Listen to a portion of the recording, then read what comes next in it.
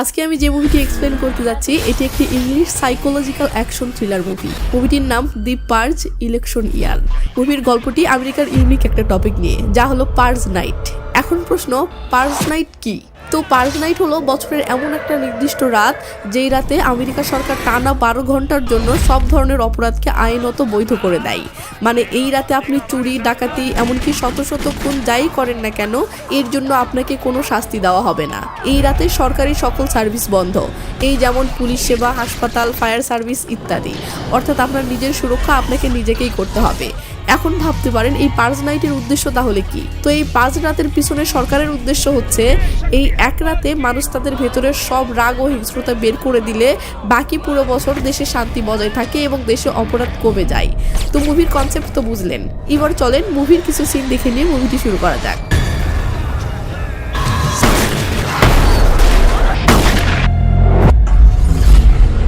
Emergency services will be suspended. Your government thanks you for your participation.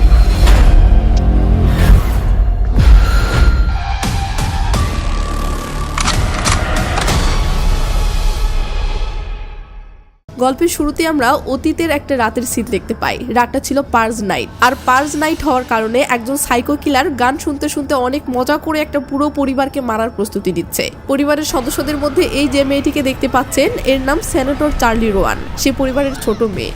তো কিলার চার্লির সামনেই তার পরিবারকে মেরে ফেলে, আর সিন চলে আসে 18 বছর পর বর্তমানে। সামনেও আবার সেই পার্জ নাইট শুরু হতে চলেছে। সময় বাকি আছে মাত্র 2 দিন। কিন্তু আমরা দেখি দেশের জনগণ এই পার্জ প্রথা বন্ধ করার জন্য আন্দোলন শুরু করেছে। তো যে সরকার 18 বছর আগে এই পার্জ প্রথা চালু করেছিল এবং এত বছর থেকে এটা বহাল তবিয়তে পালন করে চলেছে, সে রাজনৈতিক দলটির নাম NFFA, পুরো অর্থ new founding father of America, বাংলায় শর্টকাটে বললে জাতির পিতা। যদিও NFFA জনগণকে বুঝিয়েছিল যে পার্জ প্রথা আসলে সমাজের ভালোর জন্যই করা হচ্ছে, কিন্তু এই 18 বছরের দেশের জনগণ ভালোভাবেই বুঝে গেছে সরকার কেবলমাত্র নিজের স্বার্থেই এই পার্জ প্রথাকে ব্যবহার করছে। গত 18 বছর ধরে ক্রাইমকে লিগাল করে দিয়ে সরকার কেবল দরিদ্র ও অসহায় লোকদেরকে হত্যা করে তার ঘাড়ে থাকা দেশের বোঝা কমাচ্ছে। তো জনগণের এমন আন্দোলন দেখে টিভি নিউজে প্রচার হতে থাকে যে সরকারের এই পার্জ নীতির কারণেই মনে হচ্ছে এবার সরকারের পতন হবে এবং সরকারের বিরোধী দলের নেত্রী সেনেটর চার্লি রোয়ান বিপুল ভোটে জিতে যাবে। এটা সেই চার্লি রোয়ান যে 18 বছর আগে এক পার্জ নাইটে নিজের চোখের সামনে পুরো ফ্যামিলিকে খুন হতে দেখেছিল এবং এখন সে পলিটিক্সে এসেছে। তার টার্গেট একটাই, এই জঘন্য পার্জ প্রথা বন্ধ করা, আর জনগণ চার্লির সাপোর্টে দাঁড়াচ্ছে। টিভিতে এসব নিউজ দেখে NFFA এর মেইন লিডার ক্যালেব ওয়ারেন্সের তো মেজাজ খারাপ হয়ে যায়। সে ডিসিশন নেয় সেই পার্জ প্রথা তো বন্ধ করবেই না এবং ক্ষমতাও হারাতে রাজি নয়। আর এটা তবেই সম্ভব যদি চার্লি রোয়ানকেই পদ থেকে সরিয়ে দেওয়া যায়। তাই সে এই বছরের পার্জ নাইটকেই সুবর্ণ সুযোগ হিসেবে কাজে লাগানোর প্ল্যান শুরু করে। তো সিন শিফট হয়ে চলে আসে পরের দিনে, মানে পার্জ নাইটের আর মাত্র 1 দিন বাকি। পার্জ নাইটে যদিও সকল ক্রাইম বৈধ, কিন্তু এত বছর থেকে এই রুলস ছিল যে সরকারি কোনো কর্মকর্তার উপর কেউ হামলা করতে পারবে না। বাট এবারের পার্জ নাইটে NFF এর মেইন লিডার ক্যালেব ওয়ারেন্স যেহেতু চার্লি রোয়ানকেই মারার প্ল্যান করতেছে, তাই ক্যালেব ওয়ারেন্স এবারের পার্জে এই রুলস থাকবে না বলে ঘোষণা দেয়। এটা শুনে চার্লি রোয়ানের বডিগার্ড লিও বুঝে যায় চার্লি রোয়ানকে মারার চক্রান্ত শুরু হয়েছে। তাই সে চার্লি রোয়ানকে একটা সেফ হাউসে নিয়ে যেতে চাইলে রোয়ান ডাইরেক্ট না করে দেয়। তার যুক্তি হলো, ভোটাররা যদি দেখে তাদের নেত্রী ইঁদুরের মতো লুকিয়ে আছে, তাহলে ইলেকশনে আমি এমনিতেই হেরে যাব। তাই সে পার্জের রাতে অন্য সবার মতো নিজের বাড়িতেই থাকার সিদ্ধান্ত নেয় এবং লিওকে সেখানেই কড়া নিরাপত্তা ব্যবস্থা করতে বলে। এদিকে নিউজে দেখা যায় স্পেন আর ডেনমার্ক থেকে দলে দলে পর্যটক আমেরিকা আসতেছে। উদ্দেশ্য আমেরিকার সৌন্দর্য উপভোগ করা নয়, উদ্দেশ্য হলো পার্জের রাতে চোখের সামনে খুন করতে দেখা উপভোগ করা এবং নিজেরাও পার্জ নাইটে অংশগ্রহণ করে ইচ্ছে মতো মানুষ খুন করা। আর তারা এই আমেরিকা ট্যুরের নাম দিয়েছে মার্ডার ট্যুরিজম। সিন চলে আসে জো ডিকসন নামের এক লোকের সুপার শপে। এটা জো ডিকসন আর এটা তার দোকানের বিশ্বস্ত কর্মচারী ও বেস্ট ফ্রেন্ড মার্কস। তারা শপে নর্মাল সময় কাটাচ্ছিল। এমন সময় শপে কিমি ও টিনা নামের 2টি মেয়ে ঢোকে ও এসেই তারা শপের জিনিসপত্র মজা করে করে ছিটিয়ে ফেলে দিতে শুরু করে। মার্কস সিসি ক্যামেরায় এসব দেখছিলই, এর মাঝে আবার কিমি একটা ক্যান্ডি চুরি করে বুকের মাঝে লুকিয়ে দেয়। মার্কস এটা জো ডিকসনকে জানালে জো ডিকসন রেগে মেগে কিমির কাছে আসেও বলে, এই শালি, যা নিয়েছিস চুপচাপ ফেরত দে, নইলে কিন্তু পুলিশ ডাকবো। এটা শুনে কিমির ভয় পাওয়ার কথা, কিন্তু কিমি এতটাই বখাটে টাইপের মেয়ে যে উল্টো কিমি আরো জয়ের উপর উল্টো ফাপড় নিয়ে বলে চুপচাপ চলে যাও বলছি, নয়তো তুমি আমার ইজ্জত নিচ্ছ বলে চিৎকার শুরু করব। কারণ কি সাংঘাতিক মেয়ে রে বাবা। তো এসব দেখে শপের ভিতর থেকে একটা মেয়ে এগিয়ে এসে বলে মেয়ে ক্যান্ডি ফেরত দাও বলছি। এটা শুনে কিমি সেই মেয়েটিকে মারতে তেড়ে গেলে টিনা থামাইও বলে আরে এ লেনির আকার। এটা শুনে কিমি মুহূর্তের মাঝে ঠান্ডা হয়ে যায় ও বলে আরে বাপরে, গুন্ডাদের মহারানী লেনির আকার স্বয়ং আমার সামনে দাঁড়িয়ে আছে, আমার তো বিশ্বাসই হচ্ছে না। সত্যি বলতে আমি তো তোমার অনেক বড় ফ্যান, বলতে গেলে তুমিই আমার গুরু। লেনির আকার বলে প্রশংসা অনেক করেছ, এবার চুপচাপ ক্যান্ডি ফিরিয়ে দাও, ওনার থেকে ক্ষমা চেয়ে চলে যাও। এতক্ষণ যে মেয়ে গুন্ডামি করছিল সে মেয়ে এবার চুপচাপ ক্যান্ডিটা ফেরত দেয় ও জয়ের কাছে ক্ষমা চেয়ে চলে যেতে থাকে। তবে যাওয়ার সময় কিমি জয়ের দিকে এমনভাবে তাকায় যা দেখে আন্দাজ করা যায় সে আজকে লেনির আকারের ভয়ে চুপচাপ চলে গেলেও এটার বদলা সে সময় মতো কড়াই গন্ডায় ঠিকই বুঝিয়ে নেবে। তো কিমি চলে গেলে জো ও লেনির আলাপ শুনে আমরা বুঝতে পারি লেনির আকার মেয়েটি আসলে একটা সময় এই এলাকার সবচেয়ে বড় গুন্ডি ছিল, তার নাম শুনলেই ভয়ে সবার পা কাঁপতো। তবে জো লেনিকে সেই অন্ধকার পথ থেকে ভালো পথে এনেছে। লেনি এখন খারাপ কাজ সব ছেড়ে দিয়ে একটা হসপিটালে অ্যাম্বুলেন্স ড্রাইভার হিসেবে জব নিয়েছে। আর হ্যাঁ, লেনি এখন জোকে নিজের পিতার মতো ভালোবাসে। তো কিমি নামের মেয়েটির ক্যান্ডি চুরি করার এই ঘটনাটা মনে রাখেন, সামনে গিয়ে কাজে আসবে। তো সিন শিফট হয়ে চার্লি রোয়ানের সেফ হাউসে আসতে দেখি তার পুরো টিম বাড়িটাকে দুর্গের মতো সুরক্ষিত করার কাজে ব্যস্ত। পার্জের রাতে যেন কেউ কোনোভাবেই চার্লির রুমে ঢুকতে না পারে। সিন পার্জের দিন সকালে জোয়ের দোকানে আসলে দেখি লেনি আর জো বেশ চিলমুড়ে তাস খেলতেছে। এমন সময় জোয়ের ফোনে ইন্স্যুরেন্স কোম্পানির কল আসলে ফোনে কথা বলা শেষে জো রীতিমতো টেনশনে পড়ে যায়। কাহিনী হলো জো তার সুপার শপের একটা ইন্স্যুরেন্স করে রেখেছিল, যেটার কারণে তার শপের কখনো কোনো ক্ষতি হলে সেটার ক্ষতিপূরণ সেই ইন্স্যুরেন্স কোম্পানির দেওয়ার কথা। সেই অনুযায়ী পার্জ নাইটে তার শপের কোনো ক্ষতি হলেও সে ক্ষতিপূরণ পাবে। কিন্তু হঠাৎ এখন ইন্স্যুরেন্স কোম্পানি বলতেছে পার্জ নাইটের ক্ষতিপূরণ পেতে গেলে তাকে আরো $1000 বেশি দিতে হবে। এটা শুনে জোয়ের মেজাজ খারাপ হয়ে গেছে, কারণ এই সময়ের মাঝে তার পক্ষে এত ডলার দেওয়া সম্ভব না।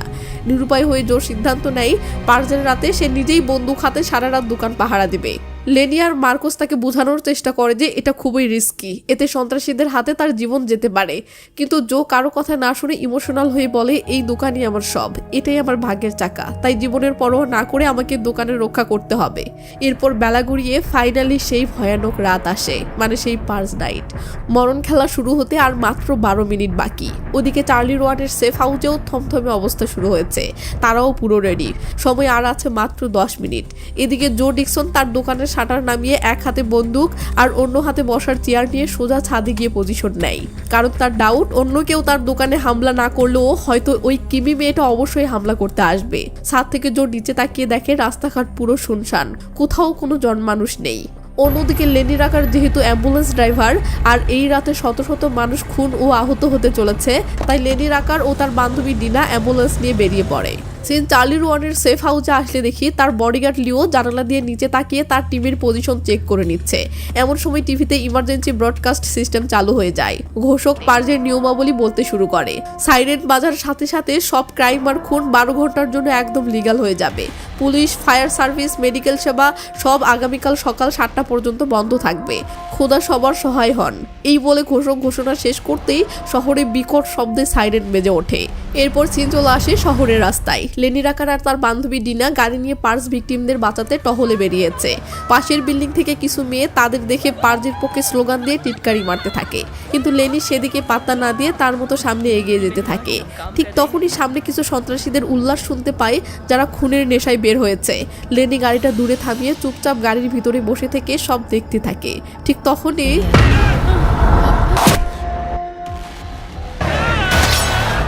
चलो चलो चलो चलो चलो यहाँ से।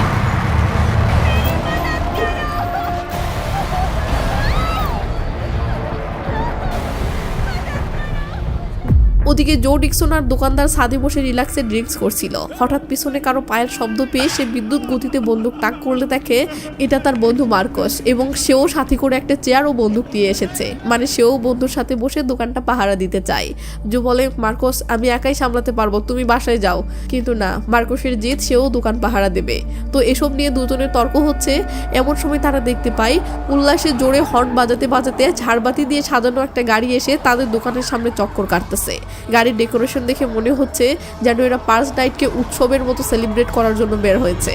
কিন্তু প্রশ্ন হলো এই গাড়িতে কে আছে আর কেনই বা তারা জোয়ের দোকানের সামনে থামলো। তখনই গাড়ি থেকে 2-3টি মেয়ে ভয়ঙ্কর সাজে অস্ত্র হাতে বের হয় ও খুশিতে চিল্লাতে থাকে।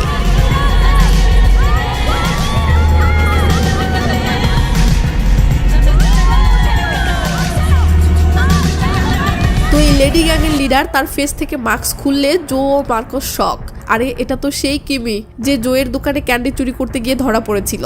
তো জো রেগে মেগে কিমিকে গুলি করে, কিন্তু জোয়ের বন্দুক চালানোর অভিজ্ঞতা না থাকায় গুলিটা মিস হয়ে যায়। কিমি তখন সাইকোর মতো একটা হাসি দিয়ে জোকে বলে হ্যাপি পার্স বুড়ো ভাম। জো বলে সবচেয়ে ভালো হবে চুপচাপ চলে যাও। কিমি বলে আমি সেই ক্যান্ডি বারটা খেতে এসেছি আর আমি সেটা নিয়ে তবেই যাব, ক্ষমতা থাকে তো আটকে দেখা। ব্যাস মার্কস ধ্যাম করে একটা গুলি করে আর তো কিমি রেগে মেগে বলে আমি আজ আমার বাবা মাকে মেরে এসেছি, এবার তোদের পালা। এটা শুনে মার্কস এবার কিমির বুকে পিস্তল নিশানা করলে কিমি ভয়ের ঠালায় গাড়িতে উঠে পড়ে, বাট রাগে ফুলতে থাকে। কিন্তু কি আর করার, পরিস্থিতি বেগতিক, তাই কিমি হার মেনে চলে যায়। সিন শিফট হয়ে চার্লি রোয়ানের সেফ হাউসে চলে আসে। আমরা দেখি চার্লির বাসার চারিদিকে থাকা সিসি ক্যামেরায় খুব গভীর মনোযোগে নজরদারি করা হচ্ছে, মানে সিকিউরিটি পুরো 100-তে 100। কিন্তু কিন্তু কিন্তু সিসি ক্যামেরার উপর নজরদারির দায়িত্বে থাকা এই লোকটিকেই যে সরকারি দল কিনে ফেলেছে সেটা চার্লি বা চার্লির বডিগার্ড লিও কেউ জানে না। তারপর যা হওয়ার তাই, সরকারের ভাড়া করা আর্মি দল বাসার এরিয়াতে ঢুকে পড়ে ও বাসার পাহারায় থাকা রক্ষীদের উপর আতঙ্কিত হামলা করে সবাইকে গুলি করে ঝাঁঝরা করতে করতে ধীরে ধীরে বাসার ভিতরে ঢুকতে থাকে। লিও ঘটনাটা টের পেলে এক মুহূর্ত দেরি না করে পিস্তল আর একটা সুটকেস নিয়ে চার্লির রুমের দিকে দৌড় দেয়। ওদিকে সরকারের ভাড়াটে আর্মিরা ভেতরে ঢুকে বাকি অফিসারদের মারতে মারতে চার্লির রুমের দিকে এগোচ্ছে। লিও ঝড়ের গতিতে চার্লির রুমে ঢুকেই বলে ম্যাডাম কেউ আপনাকে মারতে চাইছে আর বাড়িটা অলরেডি ঘিরে ফেলা হয়েছে, দ্রুত একটা বুলেট প্রুফ জ্যাকেট পরে নিন ও আমার সাথে আসুন। এরপর লিও চার্লিকে নিয়ে একটা গোপন রুমে আসে ও রুমের কার্পেটটা তুললে সেখানে একটা গোপন সুড়ঙ্গ বের হয়। লিও বলে তাড়াতাড়ি এটার ভিতরে ঢুকে পড়ুন। চার্লি সুড়ঙ্গে ঢুকে পড়লে সাথে পিছন পিছন লিও আসে এবং সামনে থাকা হাইটেক সিকিউরিটি গেট আনলক করে চার্লিকে নিয়ে বাড়ির পিছন দিয়ে পালাতে শুরু করে। ওদিকে আর্মিরা চার্লির রুমে এসে তন্ন তন্ন করে চার্লিকে খুঁজতে থাকে, বাট কোথাও চার্লি নেই এবং লিও নেই। এমন সময় এরা জানালা দিয়ে বাহিরে তাকালে দেখে লিও চার্লিকে নিয়ে বাড়ির পিছন দিয়ে পালাচ্ছে। ব্যাস এরা লাগাতার গুলি শুরু করে, কিন্তু সৌভাগ্যক্রমে চার্লি ও লিও নিজেকে কিছুটা রক্ষা করে নিতে পারে। এরপর লিও যখন পাল্টা গুলি করার জন্য ঘুরে দাঁড়ায় তখনই একটা গুলি এসে লিওর কাঁধে লাগে আর সে মাটিতে লুটে পড়ে যায়। ওদিকে আর্মিরা এলোপাতাড়ি গুলি চালাতেই থাকলে চার্লি মাথা নিচু করে বসে পড়ে। এই সুযোগে লিও তার পকেট থেকে রিমোট বের করে বাটনে চাপ দিতেই বুম, সেনেটরের রুমে রেখে আসা সুটকেসটা ব্লাস্ট হয়ে যায় ও রুমের ভেতরে থাকা সকল শত্রু শেষ। লিও এবার গুলিবিদ্ধ কাঁধেই চার্লিকে উদ্ধার করে নিয়ে সেখান থেকে পালাতে থাকে। তখন ড্রোন শটে পুরো শহরের ভয়ানক চিত্র দেখানো হয়। আমরা দেখি পুরো শহরেই শুধু আগুন আর ধ্বংসলীলার চিত্র। সেন শিফট হয়ে জো ডিকসনের দোকানের সামনে আসে। লেনি রাকার তার গাড়ি নিয়ে এদিক দিয়ে যাচ্ছিল, তাই এখানে থেমে জো এবং মার্কসের খোঁজ নেয় তারা ঠিক আছে কিনা। এরা জানে এরা ঠিক আছে, সেই সাথে এরা লেনিকেও সাবধানে থাকতে বলে। অন্যদিকে চার্লি রোয়ান ও তার বডিগার্ড লিও নিরাপদ কোনো স্থানে যাওয়ার জন্য প্রাণপণে দৌড়াচ্ছে। তো চার্লির নিজের দলের লোক যখন টাকার কাছে বিক্রি হয়ে গেছে তখন কাউকে বিশ্বাস করার মতো আর পরিস্থিতি নেই, তাই সে শহরের বাহিরে উত্তরের দিকে যাওয়ার ডিসিশন নেয়। তো তারা দৌড়াচ্ছে, হঠাৎ গাড়ির আওয়াজ পেয়ে দেয়ালের আড়ালে লুকিয়ে পড়ে।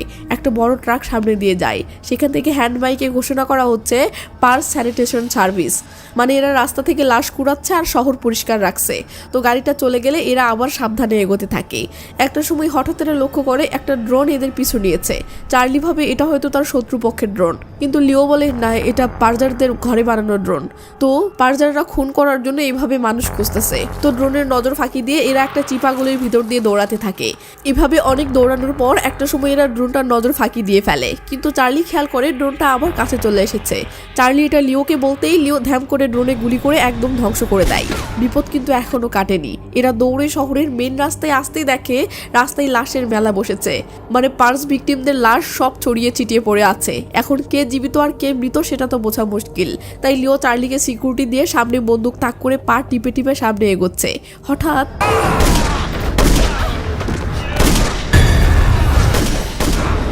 তো পিছন থেকে দুইজন পার্জার এসে লিও চার্লিকে অজ্ঞান করে ফেলে আর সিন চলে আসে জো ডিকসনের দোকানের ছাদে। মার্কস ও জো ছাদে বসে আলাপ করতেছে। এমন সময় নিচে পার্জারদের আনন্দ উল্লাস শোনা যায়। মার্কস টেলিস্কোপ দিয়ে দেখে রাস্তায় অনেকগুলো পার্জার মিলে দুজন মানুষকে টেনে হিচড়ে নিয়ে বেড়াচ্ছে এবং মারার প্রস্তুতি নিচ্ছে। মার্কস বুঝতে পারে আরে এরা তো চার্লি রোয়ান এবং লিও। তো পার্জাররা চার্লি ও লিওকে মারার জন্য পুরোদমে আয়োজন শুরু করেছে। এই বুঝি মারলো। ঠিক তখনই সবাইকে শেষ করার পর জো ডিকসন চার্লি বলে ডাক দিলে চার্লি মাথা তুলে তাকায়। জো বলে আমার সাথে আসুন। এই বলে জো তার দোকানটা খুলে দিলে চার্লি ও লিও যান বাঁচাতে সেই দোকানে ঢোকে, কিন্তু লিও জায়গাটা সেফ কিনা সেটা চেক করতে থাকলে জো বলে টেনশন নেবেন না, এটা আমারই দোকান, আপনারা চাইলে আজ রাতটা এখানে থাকতে পারেন। আর হ্যাঁ, আজকে পার্জের রাতে আপনারা বাহিরে কি করছিলেন?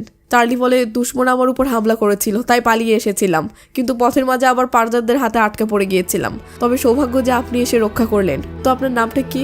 জো হ্যান্ডশেক করে বলে আমি জো ডিকসন। এরপর সে মার্কুসের সাথেও চার্লি ও লিওকে পরিচয় করিয়ে দেয়। চার্লি জোকে বলে তোমার এখানে কি প্রাথমিক চিকিৎসার টুল কিট আছে?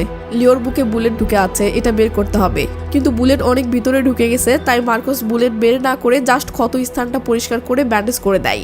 এরপরই মার্কুস সিসিটিভিতে দেখে সেই বজ্জাত স্কুল ছাত্রী কিমি তার অপমানের প্রতিশোধ নিতে এবার আরো বড় দলবল দোকানের সামনে এনেছে এবং জোকে মারার জন্য আনন্দ উল্লাস করতেছে। বাহির থেকে সে চিল্লিয়ে বলতে থাকে আমি ওই ক্যান্ডি বার চাই, সাথে তোর মাথাটাও চাই। চার্লি অবাক হয়ে জোর কাছে জানতে চাই এই মেয়েগুলো কে? জো বলে এই শহরের গুন্ডি, আমার দোকানে চকলেট চুরি করতে এসে ধরা পড়েছিল, তারপর থেকে পিছু লেগেছে। ওদিকে কিমি সাথে করে ইলেকট্রিক করাত নিয়ে এসেছে, যা দিয়ে নিমিষেই শাটার কেটে ভিতরে ঢুকে পড়বে। লিও তখন পালানোর কথা বললে চার্লি বলে পালাবে কি করে? দেখছো না ওরা দুই গেটের সামনেই পজিশন নিয়েছে। ওদিকে কিমি হুমকি দিচ্ছে সে জোকে তো মারবেই, সাথে তার দোকানটাও মাটির সাথে মিশিয়ে দিবে। জো বুঝতে পারে তাকে একমাত্র একজনই বাঁচাতে পারে, তা হলো লেনি। তাই সে তাড়াহুড়ো করে লেনিকে কল করে, কিন্তু ওদিকে আবার লেনি এমন ব্যস্ত আছে যে তার ফোন বাজতেছে, কিন্তু সেদিকে তার খেয়ালই নেই। কেমনটা লাগে? জো তখন শেষ ভরসা হিসেবে একটা ভয়েস মেসেজে বিষয়টা বলে রাখে। এদিকে লিও বুঝে যায় বাহিরের সাপোর্টের ভরসায় বসে থাকলে চলবে না, কারণ ওরা ততক্ষণে ভিতরে ঢুকে পড়বে। মার্কোস জানতে চায় এখন তাহলে তাদের কি করা উচিত। লিও বলে আমাদের নিজেদেরকেই সিচুয়েশনটা হ্যান্ডেল করতে হবে। এই বলে লিও পুরো প্ল্যান বুঝিয়ে দেয় এবং কে কোন জায়গায় অবস্থান নেবে সেটা ঠিক করে দেয়। ওদিকে সিন বাহিরে আসলে দেখি কিমি শাটার কাটার জন্য রেডি হচ্ছে, এদিকে ভিতরে এরা পিস্তল নিয়ে যে যার মতো পজিশন নিচ্ছে, পুরো একদম থমথমে অবস্থা। अब तुम्हें हमसे कोई नहीं बचा सकता। उसके लिए मैं कुछ भी कर सकती हूँ। তো শাটার কাটা প্রায় শেষ, এখন কিমি ভিতরে ঢুকবে ও জো সহ সবাইকে বেড়ে ফেলবে, এই উল্লাসে নাচতেছে। ঠিক তখনই দেখি লেনি রাকার তার গাড়ি নিয়ে ঝড়ের গতিতে এদিকে আসতে থাকে।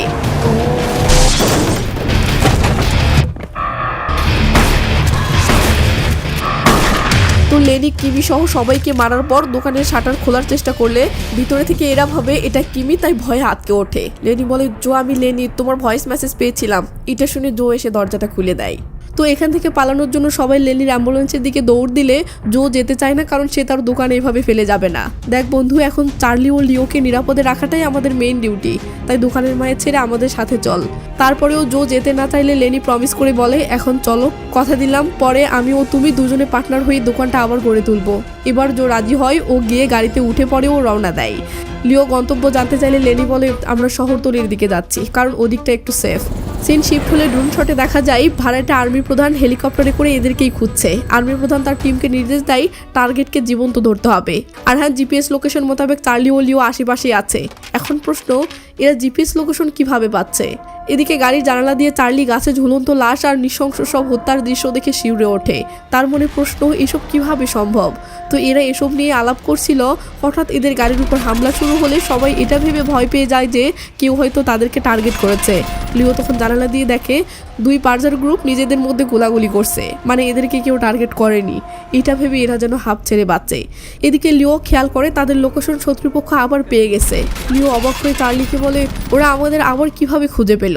নিশ্চয়ই কিছু একটা ঘাবলা আছে। তাড়াতাড়ি গাড়ি বামে মোড় নাও ও সোজা ওভারব্রিজের নিচের দিকে যাও। এটা শুনে ড্রাইভার গাড়ির স্পিড বাড়িয়ে দেয়।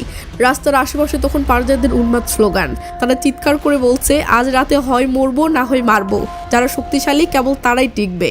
ওদিকে আকাশ থেকে হেলিকপ্টারে থাকা সেই ভাড়াটে আর্মি প্রধান এদের গাড়ির লোকেশন ফ্লাইওভারের নিচে পায়। এটা দেখে সে তার নিচের ইউনিটকে করার নির্দেশ দেয় দ্রুত গাড়িটিকে ফলো করো, নইলে টার্গেট মিস হয়ে যাবে। এদিকে লেনির আকারের গাড়ি ফ্লাইওভারের নিচে পৌঁছালে জানালা দিয়ে তারা এক ভয়াবহ দৃশ্য দেখতে পায়। সেখানে এক বিশাল পার্জার গ্যাং একে অপরের সাথে ভয়ঙ্কর মারামারিতে লিপ্ত।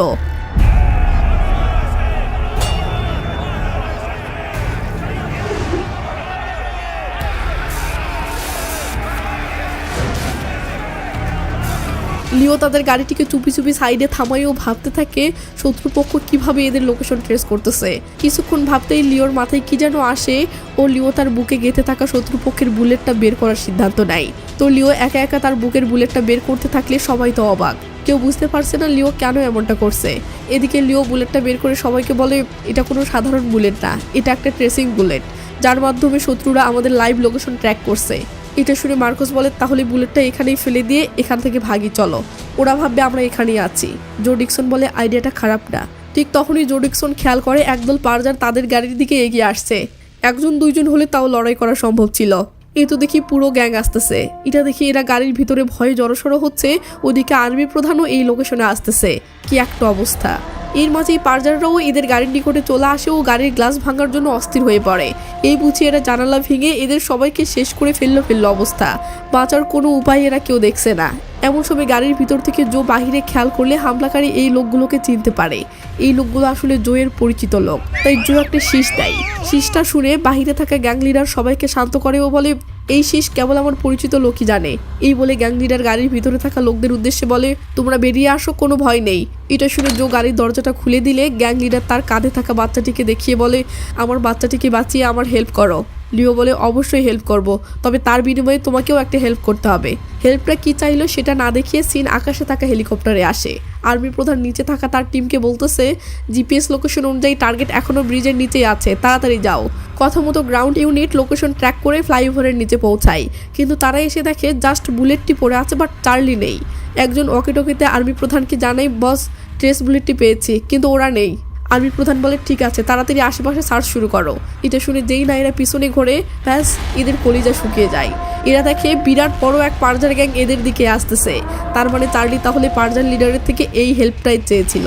এদিকে হেলিকপ্টারে থাকা আর্মি প্রধান বারবার গ্রাউন্ড ইউনিটে ওয়াকিটকিতে ডাকছে, গ্রাউন্ড ইউনিট শুনতে পাচ্ছ, কিন্তু কোনো উত্তর না পেয়ে সে তো অস্থির। একটু পর পারজার গ্যাং লিডার ওয়াকিটকিতে জবাব দিয়ে বলে কেউ বেঁচে নেই, তোর পুরো টিম ফিনিশ। এদিকে দেখি সবাইকে একটা গোপন আস্তানায় নিয়ে আসলে জায়গাটার ভেতরে ঢুকে চার্লি ও লিও যা দেখে তাতে তো চোখ কপালে ওঠার দশা। এটা তো পুরো দস্তর একটা হাসপাতাল, যেখানে ডাক্তার আর নার্সরা অসংখ্য পার্স ভিকটিম বা আহতদের চিকিৎসা দিচ্ছে। কিন্তু এখানে তারা কতটা নিরাপদ সেই ব্যাপারে লিও জানতে চাইলে জানতে পারে মেইন দরজা এবং এখানকার ছাদে কড়া পাহারা আছে, তাই পার্জের রাতে এখানে তারা অনেকটাই সেফ। ওদিকে আর্মি প্রধান তার দলবল নিয়ে সেই ফ্লাইওভারের নিচে আসলে দেখে তার পুরো গ্রাউন্ড ইউনিটকে মেরে সাফ করে দেওয়া হয়েছে। নিজের টিমের এই অবস্থা দেখে সে প্রচণ্ড ক্ষিপ্ত হয়ে যায়। সে নির্দেশ দেয় শহরের প্রতিটি সিসিটিভি ক্যামেরা হ্যাক করতে এবং সার্ভারে ঢুকে ওই অ্যাম্বুলেন্সটিকে খুঁজে বের করতে, কারণ সে জানে তারা শহরের ভেতরেই কোথাও খাপটি মেরে আছে। সিন আন্ডারগ্রাউন্ড আস্তানায় ফিরলে দেখা যায় লিওর বুকে থাকা ক্ষতের চিকিৎসা চলছে আর চার্লি রোয়ান এখানে থাকা আহতদের খোঁজ খবর নিচ্ছেন। এদিকে পরিস্থিতি একটু শান্ত হতেই জোয়ের মাথায় আসে সে তার দোকানে ফিরে যাবে, তাকে দোকান সামলাতে হবে। লেনি রাখার এই যে বোঝাচ্ছে না যাওয়ার জন্য, কিন্তু জো শুনবেই না। সে প্রয়োজনে একা হেঁটে যাবে, তবু যাবে। কি আর করার, রাগ করে লেনি বলে ঠিক আছে চলো আমি তোমাকে পৌঁছে দিয়ে আসবো, তবে হ্যাঁ শর্ত হচ্ছে রাস্তায় কোনো ঝামেলা দেখলে কিন্তু চুপচাপ ফিরে আসতে হবে।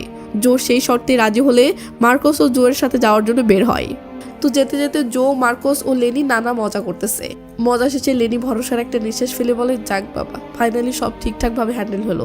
চার্লি ও লিও সেফ জোনে নিরাপদে আছে, এদিকে আমরাও আমাদের লোকেশনে ফিরছি।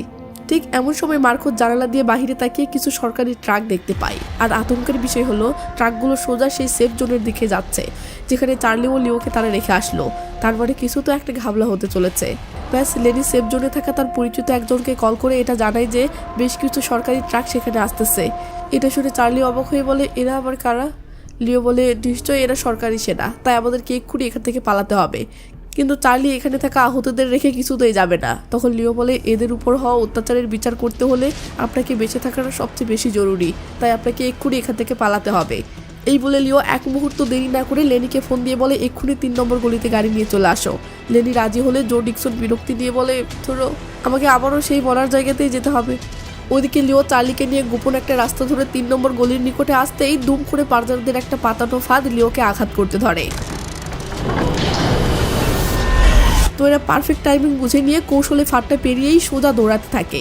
এরপর এরা ঠিক সেই 3 নম্বর রাস্তার মোড়ে আসতেই সেখানে লেনিও গাড়ি নিয়ে চলে আসে। চার্লি ও লিও সেই গাড়িতে উঠে পড়লে লেনি চলতে শুরু করে।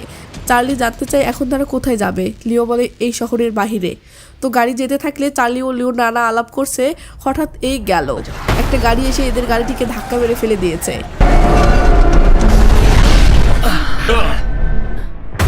তো লিও নিজেকে এখনো ঠিকমতো সামলাতে পারেনি। এর মাঝেই কেউ দুম করে চার্লিকে টেনে নিয়ে অন্য একটা গাড়িতে তুলে নিয়েই যেতে থাকে। লিও তখন সেই গাড়িটির দিকে অনেক গুলি ছোড়ে, বাট কোনো কাজ হয় না। তখন লিও রেগে বেগে বলে, আমি জানি ওরা চার্লিকে কোথায় নিয়ে যাচ্ছে এবং কেন জীবিত নিয়ে যাচ্ছে। জো মার্কোস ও লেনি, তোমরা নিরাপদ কোথাও যাও, এদিকে আমি একাই সামলে নেব।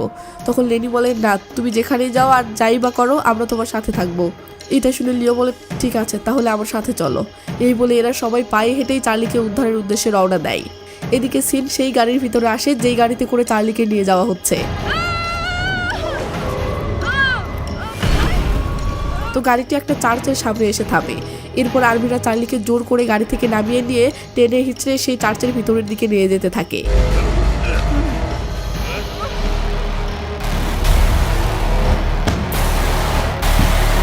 তো চার্লিকে অজ্ঞান করে সাদা কাপড় পরিয়ে বলির জন্য রেডি করা হয়। আমরা দেখি সেখানে আরও একটি ছেলেকে এই একইভাবে বেঁধে রাখা হয়েছে। তো চার্লিকে রেডি করা হচ্ছে আর ব্যাকগ্রাউন্ডে প্রার্থনার সুরে বাজতেছে, পার্জ আমাদের রক্ষা করবে, আত্মাকে বিশুদ্ধ করবে। আর্মি প্রধান তার লোকদের বলে, আমাদের কাজ মাল পৌঁছে দেওয়া, পালকে সাজানো নয়। এই বলে সে তার দলবল নিয়ে রেস্ট নিতে চলে যায়। এদিকে এরা চলে গেলে চার্চের ফাদার চার্লির ফেসটা পরিষ্কার করে দিতে ধরতেই চার্লির জ্ঞান ফিরে আসে। সে পাশে তাকাতেই দেখে তার মতোই লরেন্স নামের আরেকটা ছেলেকে পাশে হাত পা বেঁধে রাখা হয়েছে। ছেলেটি এমন করুণ চাহনিতে চার্লির দিকে তাকায় যে চার্লির গা যেন হিম হয়ে যায়। সিট শিফট হয়ে চলে আসে চার্চের স্টেজে। সেখানে মিনিস্টার তার ভক্তদের উদ্দেশ্যে পার্জের পক্ষে ভাষণ দিচ্ছে আর তার অন্ধ ভক্তরা সুরে সুর মিলিয়ে স্লোগান দিচ্ছে, নতুন জাতির পিতার জয় হোক, পার্স করে আমাদের আত্মাকে বিশুদ্ধ করে দেওয়ার জন্য। মিনিস্টার সবার ব্রেন ওয়াশ করতে শুরু করে। সে বলে, রাগ আর ঘৃণা মানুষের মন ও আত্মাকে অসুস্থ করে দেয়। তাই আজ রাতে দেশের বড় বড় নেতারা এখানে নিজেদের পাপ মুক্ত করে আত্মাকে বিশুদ্ধ করবেন। আমরা কোনো ভণ্ড বা বকধার্মিক না, আমরা জানি আমরা কি করছি। ব্যাস, তার কথায় উপস্থিত সবাই চিল্লিয়ে বলতে থাকে, পার্স করো, আত্মা বিশুদ্ধ করো। মানে এখানে উপস্থিত সবার যুক্তি এটাই যে পার্স প্রথা একটা পবিত্র প্রথা, তাই যারা পার্জের বিপক্ষে কথা বলে তাদেরকে বলি দিলে ঈশ্বর খুশি হয় এবং সবার আত্মা বিশুদ্ধ হয়। তো সবাই স্লোগান দিতে থাকে, পার্স করো, আত্মা বিশুদ্ধ করো। তখন মিনিস্টার পার্জের বিপক্ষে কথা বলা লরেন্সকে সবার সামনে বলি দেওয়ার জন্য মঞ্চে আনে। লরেন্স বাঁচার জন্য এত আকুতি বিরতি করে, বাট সেই কষ্ট সেখানে থাকা কেউ ফিল করছে না। সবাই মনে প্রাণে লরেন্সের বলি চাচ্ছে। ওদিকে স্টেজের আড়ালে থাকা চার্লি লরেন্সের বাঁচার আকুতি সুরে কষ্টে ছটফট করতে থাকে, কিন্তু চার্লি যে চিল্লিয়ে থামতে বলবে সেটাও পারছে না, কারণ তার মুখ বাঁধা আছে। তো লরেন্সের বলি শুরু হয়।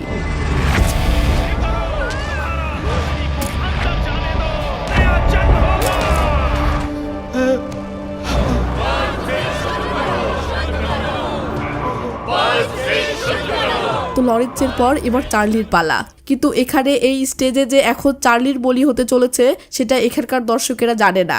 এটা সবার জন্য সারপ্রাইজ হিসেবে রাখা হয়েছে। তাই চার্লির মাথায় কাপড় দিয়ে ঢেকে চার্লিকে স্টেজে নিয়ে আসা হয়। মিনিস্টার সবার উদ্দেশ্যে বলে, এখন আমরা যাকে শহীদ করতে চলেছি এই মহিলা আমাদের পবিত্র পার্জের বিরুদ্ধে কথা বলে, আমাদের পবিত্র পার্স প্রথা বন্ধ করতে চায়। তাই আমরা একে বলি দিয়ে আমাদের আত্মা বিশুদ্ধ করব। এই বলে মিনিস্টার সবার সামনে চার্লির ফেস রিভিল করলে উপস্থিত অন্ধভক্তরা ঠিক ঠিক বলে সাপোর্ট দিতে থাকে। ওদিকে দেখি লিও, জো মার্কোস, লেনি সবাই গোপন পথে দিয়ে চার্চের দিকে আসতেছে।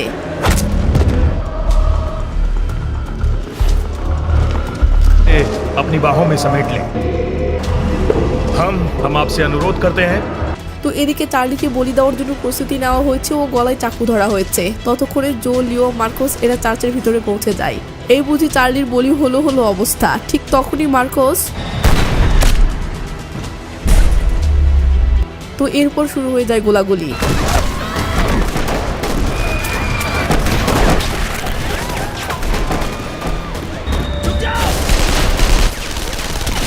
তো পুরো চার্চ ফাঁকা করে শেষে লিও সবাইকে নিয়ে নিচে নেমে আসে এবং তারা চার্লির কাছে এসে তার হাতের বাঁধন ও মুখের টেপ খুলে দেয়। এরপর জিজ্ঞেস করে, আপনি ঠিক আছেন? চার্লি বলে, আমি ঠিক আছি। ওদিকে এদের টিম রেগে মেগে মিনিস্টারকে মারার জন্য গেলে চার্লি এদেরকে বাধা দেয় ও বলে, আমরা কিছুতেই ওনাকে মারতে পারি না, কারণ আমি তাকে হত্যা করে জিততে চাই না, বরং তাকে নির্বাচনে ভোটে হারিয়ে জিততে চাই। এই বলে চার্লি মিনিস্টারকে না মেরে এদের সাথে করে নিয়ে এখান থেকে বের হতে থাকে। তো এরা গোপন একটা রুমের ভিতর দিয়ে যেতে থাকলে হঠাৎ সেই রুমে যা দেখে তা দেখে এদের গা যেন হিম হয়ে যায়। এরা দেখে এই রুমে এমন অনেক অসহায় দরিদ্র মানুষদেরকে নির্মমভাবে বন্দী করে রাখা হয়েছে, যাদেরকে আজ রাতে বলি দেওয়া হতো। এটা দেখে চার্লি রেগে মেগে মিনিস্টারকে ধরে বলে, তুমি একটা জল্লাদ, আমি তোমাকে উচিত শিক্ষা দেব, তবে সেটা ভোটের ময়দানে। এই বলে চার্লি মিনিস্টারকে ছেড়ে দিয়ে অসহায় লোকগুলোর কাছে গেলে লিও মিনিস্টারকে বলে, সরি, আমি চার্লির মতো এত ভদ্র মানুষ নই। এই বলেই তো চার্লির লোকগুলোর হাত পায়ের বাঁধন খুলে দিতে শুরু করলে মার্কোস বলে, তোমরা এখানে থাকো, আমরা গাড়ির ব্যবস্থা করছি। এই বলে মার্কোস সাথে আরেকজনকে নিয়ে চার্চের পার্কিং লটে চলে আসে। ঠিক তখনই সেখানে আর্মি সেনাদের এন্ট্রি হয় ও আর্মি সেনারা এলোপাতাড়ি গুলি করতে শুরু করে। তো বাহিরে গোলাগুলির আওয়াজ শুনে লিও বেরিয়ে আসে এবং গোলাগুলিতে যোগ দেয়।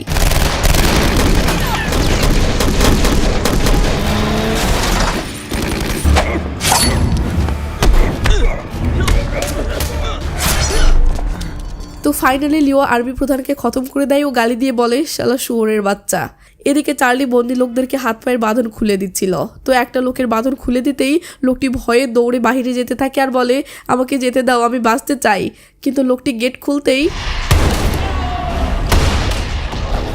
তো চার্লিকে বাঁচাতে গিয়ে জো চরমভাবে গুলিবিদ্ধ হয়েছে। লেনি রাখানো চার্লি দৌড়ে জোয়ের কাছে ছুটে আসে ও জোকে স্বাভাবিক করার চেষ্টা করে। এমন সময় সেখানে লিও এসে পড়ে। লেনি জোকে সান্ত্বনা দিয়ে বলতে থাকে, জো তোমার কিচ্ছু হবে না, আমার উপর ভরসা রাখো, আমি তোমাকে হসপিটালে নিয়ে যাব। জো বলে, আমাকে মিথ্যে সান্ত্বনা দিও না, আমি জানি আমি বাঁচবো না, তবে আমার মৃত্যু তবেই সার্থক হবে যদি চার্লি ভোটে জিততে পারে ও পার্স প্রথা চিরতরে বন্ধ করতে পারে। কি চার্লি, তুমি পারবে না? চার্লি প্রমিস করে বলে, হ্যাঁ পারবো। এরপর জো মার্কোসের দিকে তাকিয়ে বলে, মার্কোস আমার বন্ধু, আমার দোকানের খেয়াল রাখিস, ওটাকে আবার নতুন করে তুলিস। এসব বলতে বলতে জো মৃত্যুর কোলে ঢলে পড়ে। এরপর সিন কাট হয়ে 5 রাতের 2 মাস পরের সময়ে চলে আসে, মানে নির্বাচনের দিনে। আমরা দেখি ভোট প্রদান শেষ হয়েছে এবং নিউজ চ্যানেলে ভোটের রেজাল্টও ঘোষণা শুরু হয়েছে। তো নিউজে বলা হচ্ছে Charlie Rowan new York, California এবং ফ্লোরিডাতে বিপুল ভোটে জয়লাভ করেছেন এবং এখন বাকি কেন্দ্রগুলোর ভোট গণনার কাজ চলতেছে। সিন তখন মার্কোস ও লেনির কাছে আসলে দেখি তারা দুজনে মিলে জোয়ের দোকানটা আবার নতুন করে ডেকোরেশন করছে আর টিভি নিউজে চার্লির খবর শুনে ভীষণ খুশি হচ্ছে। তো বাকি ভোট কেন্দ্রগুলোর ভোট গণনা শেষ করে অবশেষে নিউজ চ্যানেল অফিসিয়ালি অ্যানাউন্স করে যে এবার আমেরিকার নতুন প্রেসিডেন্ট হিসেবে নির্বাচিত হয়েছেন চার্লি রোয়ান। এটা শুনে মার্কোস ও লেনি ভীষণ খুশি হয়। তার পরক্ষণে এদিকে নিউজে শোনা যায় পরাজয় মেনে নিতে না পেরে দেশের বিভিন্ন স্থানে NFF এর নেতারা গাড়ি ভাঙচুর করেছে এবং পুলিশের উপর অ্যাটাক শুরু করেছে। আর মুভিটি এখানেই শেষ হয়ে যায়। জানি না মুভিটি আপনার কেমন লেগেছে, তবে সর্দি জ্বর নিয়ে ভিডিওটি বানাতে আমার প্রচুর কষ্ট হয়েছে, তাই পারলে ভিডিওতে লাইক কমেন্ট করেন, এতে একটু হলেও মন ভালো হবে। আর হ্যাঁ, আমার চ্যানেলের ভিডিওগুলো আপনার ভালো লাগে অথচ চ্যানেলটি সাবস্ক্রাইব করেননি, এমনটা হয়ে থাকলে আজকেই সাবস্ক্রাইব করে নেন। তো ভালো থাকবেন, নিজের খেয়াল রাখবেন, টেক কেয়ার, বাই বাই।